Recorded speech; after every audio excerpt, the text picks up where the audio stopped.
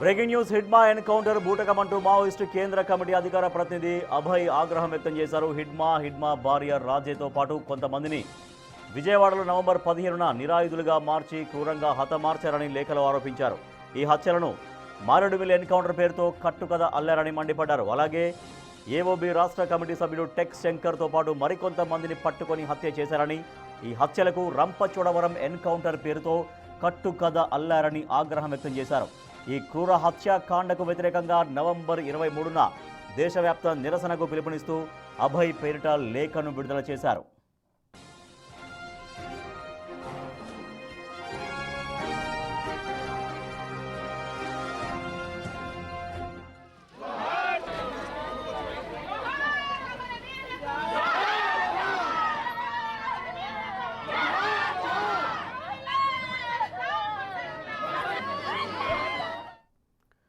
ఇక హిడ్మా ఎన్కౌంటర్ బూటకమంటూ మావోయిస్టు కేంద్ర కమిటీ అధికార ప్రతినిధి అభయ్ ఆగ్రహం వ్యక్తం చేశారు.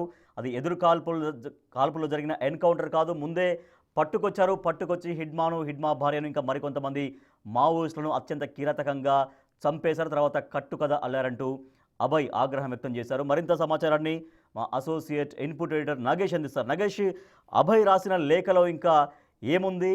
హిడ్మా ఎన్కౌంటర్ బూటకమంటూ ఇంకా ఆయన ఎటువంటి కారణాలు చెప్పారు ఆ లేఖలో?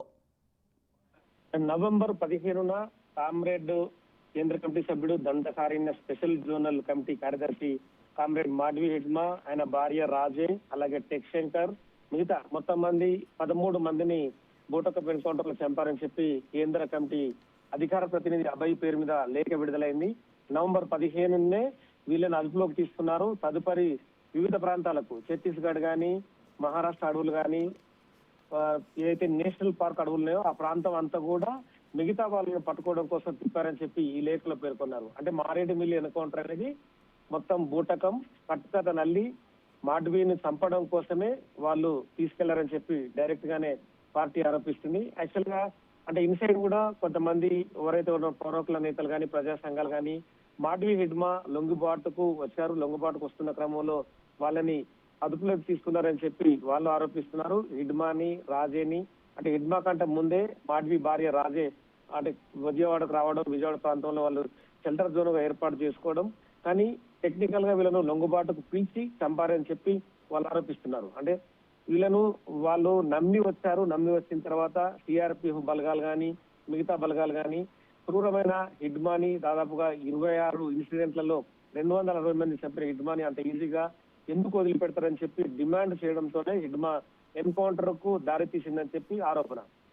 ప్రస్తుతం అభయ్ అధికార ప్రతినిధి కూడా సేమ్ ఇదే యాంగిల్లో ఆరోపిస్తున్నారు. ఎందుకంటే నవంబర్ 14, 15 అదుపులోకి తీసుకున్నారన్న వాళ్ళ వర్డ్కి ఒక రోజు తేడా ఈ వీళ్ళ వర్డ్కి కూడా సేమ్ గా ఇక్కడ సింక్ అవుతుందని చెప్పొచ్చు. అంటే హిడ్మా ఛత్తీస్గఢ్ రాష్ట్రంలో ఆయన గతంలో జన్మించిన విధానం, పువర్తి గ్రామంలో 74 ప్రాంతంలో ఆదివాసీ కుటుంబంలో జన్మించాడు. 5వ తరగతి వరకు చదువుకోవడం, తదుపరి పార్టీతో లింకప్ అయి 1990లోనే కార్యకర్తగా భర్తీ అయ్యిండు. తదుపరి 98లో బాసకుడ దళంలో పనిచేయడం, 99లో గడ్చిరోల్లో పనిచేయడం, తదుపరి దండకారణ్య 5వ విభాగంలో అతను కీలక సభ్యుడిగా 2001లో పాత్ర పోషించడం, 2002లో ఉసూర్ ఎల్ఎన్ కమాండర్ గా, 2005లో డివిజనల్ కమాండర్ గా, 2006 నుంచి 9 కమాండర్ 3 అని చెప్పి కంటిన్యూస్ గా ఆయన ఏదైతే పనిచేసిన అతన్ని డెవలప్మెంట్ అయిన విధానాన్ని కూడా చూపించారు. 2011లో బిఎస్ కమిటీ కావచ్చు, 2020లో సెక్రటరీగా, 2024లో ఎస్జెడ్సీ కార్యదర్శిగా, తదుపరి కేంద్ర కమిటీ సభ్యుడిగా ప్రస్తుతం ఉండడం చెప్పి తీసుకొచ్చారు. అంటే కామ్రేడ్ హిడ్మా మొదటి నుంచి కూడా ప్రజల్లో పనిచేసేవాడు,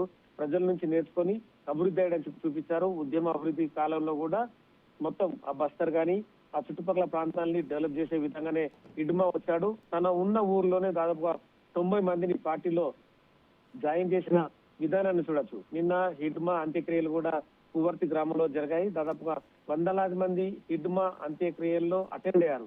అంటే చాలా మందిని బ్రేకప్ చేసిన వాళ్ళందరినీ ఆర్పిస్తున్నా కూడా ఖచ్చితంగా హిడ్మా కోసమే. ఎందుకంటే మావోయిస్టు పార్టీలో కేంద్ర కమిటీ సభ్యుడిగా అతను దండకారణ్యానికి సంబంధించి అటాక్ చేసే మోడ్ లో ఉన్న వ్యక్తిగా కూడా తను చాలా అంటే హీరోగా అభివర్ణించారు. అంటే దేశంలో ఉన్న ఇప్పటికి కూడా సోషల్ మీడియాలో ఫేస్బుక్ కానీ, ట్విట్టర్ కానీ, మిగతా సోషల్ మీడియా ప్లాట్ఫామ్ లో హిడ్మానే హీరోగా చూపిస్తూ పొగుడుతున్నారు. అంటే కొంతమంది వేరే అంటే అదర్ పార్టీస్ చెందిన వాళ్ళు హిడ్మా క్రూడ్ అన్న వేలు చూపించవచ్చు, కానీ అధిక శాతం హిడ్మా హీరో అని చెప్పి చూపిస్తూ వాళ్ళంతా పొగుడుతున్నారు. హిడ్మా లాంటి వ్యక్తి మళ్ళీ రాడని చెప్పి కూడా రైట్ నగేష్, అయితే ఇప్పుడు హిడ్మా ఎన్కౌంటర్ కావచ్చు, హిడ్మా భార్య ఇంకా మరికొంతమంది ముఖ్యమైన మావోయిస్టుల ఎన్కౌంటర్, ఇది ఎన్కౌంటర్ కాదు ముమ్మాటికి హత్యాకాండ అనేది ఇప్పుడు అభయ్ రాసినటువంటి లేఖలో చాలా క్లియర్గా ఆయన పేర్కొన్నారు. దాంతోపాటుగా 23rd అంటే ఇవాళ 21st, రేపు కాక ఎల్లుండి దేశవ్యాప్తంగా నిరసనలకు పిలుపునిచ్చారు ప్రజలకి. అంటే ఈ నిరసన పిలుపు నవంబర్ 23rd వాళ్ళు ఇచ్చినటువంటి పిలుపుకు బలం చేకూరే అవకాశం ఉందా? ఇంకా చాలామంది మాజీ మావోయిస్టులు స్వరం కలిపే అవకాశం ఉందా?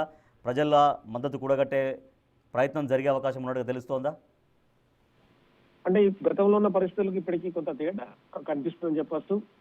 హిడ్మా ఎన్కౌంటర్ తర్వాత హిడ్మాకు సంబంధించిన సానుభూతి పనులు కానీ, ప్రజా సంఘాలు కానీ, పౌర హక్కుల నేతలు కానీ హిడ్మాని సపోర్ట్ చేస్తే వాళ్ళంతా కంటిన్యూగా నిరసన వ్యక్తం చేస్తున్నారు. రేపు 23 తారీఖున పార్టీ పిలుపునిచ్చినట్టు కూడా దేశవ్యాప్త నిరసన దినంగా పాటించాలని చెప్పి పిలుపునిచ్చారు. ఆ పిలుపుకి చాలా మంది స్పందించే అవకాశమే కనిపిస్తుంది. ఎందుకంటే హిడ్మా ఒక హీరోగా వాళ్ళందరూ అభివర్ణిస్తున్నారు కూడా ఖచ్చితంగా హిడ్మాకి సపోర్ట్ గానే వెళ్ళే అవకాశం కనిపిస్తుంది.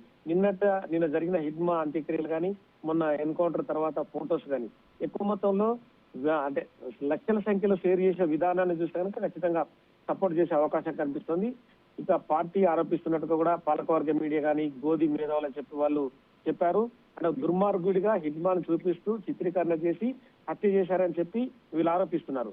సో ఇప్పుడు ఉన్న పార్టీ డౌన్ ఫాల్ లో ఉన్నా కూడా ఇప్పటికే అంటే పోలీసుల దగ్గర ఉన్న సమాచారం కావచ్చు, ఎస్ఐబి కానీ, కేంద్రంలో ఉన్న ఇంటెలిజెన్స్ సమాచారం ప్రకారం బయటనే 60 నుంచి 70,000 మంది అర్బన్ నక్సలైట్లు గా చలామణి అవుతున్నారని చెప్పి వాళ్ళే చెప్తున్నారు. కాబట్టి ఖచ్చితంగా హిడ్మాకి సపోర్ట్ గా ఈ నెల 23న నిరసన దినం పాటించాలని చెప్పి వాళ్ళు పిలుపునివ్వడంతో నిరసన దినాలకు సంబంధించిన పేరిట కూడా ఖచ్చితంగా వాళ్ళు మీటింగ్లు పెట్టుకోవడం, లేదంటే హిడ్మాకి సపోర్ట్ గా వాళ్ళు ఏదైతే నివాళులు అర్పించడం, ఇవన్నీ కార్యక్రమాలు చేసే అవకాశం అయితే కనిపిస్తుంది.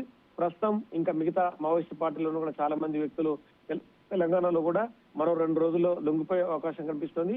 ఓవరాల్ గా పార్టీ డౌన్ ఫాల్ లో ఉన్నప్పటికీ హిడ్మాని సపోర్ట్ చేస్తూ మాత్రం నిరసన దినం పాటించే అవకాశం అయితే కనిపిస్తుంది.